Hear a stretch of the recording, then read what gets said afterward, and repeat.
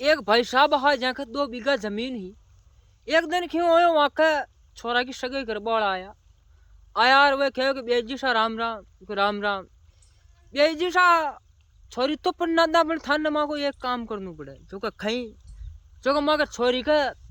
10 तोला होनु लानु पड़े जो का लावा छोरी सा तो लावा जो का वाह होनु लिया जो पर बेजी माँ की एक और शर्त है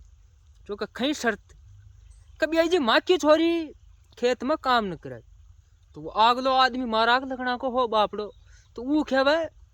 कि बेजी था की छोरी न को खेत में काम करवा की जरूरत खी न पड़े इन्हें मांगन खानु पेड़ी तो कह खा कि बेजी 10 तोला होनु जमीन बेचनी तो लावा। ये जमाना में 10 तोला होनु 5 तोला 2 तोला 3 तोला ले जाबो कोई हो रही बात को न। आज खाल का ये पंच पटेला ने एक ही बात के पूछूं कह ये सोना चांदी अड्डी भी ध्यान लगाओ और इस पे भी थोड़ी प्रतिबंध लगाओ है।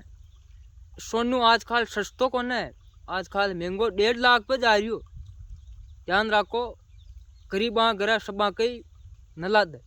और आज खाल तो कोई नसबली छोरी पढ़ना रही हो तो 3 तोला 5 तोला नीचे तो कोई मांग ही नहीं रही। वो तो बहुत धन्यवाद वीडियो अच्छा लगे हो तो पंच पटेला तक शेयर कर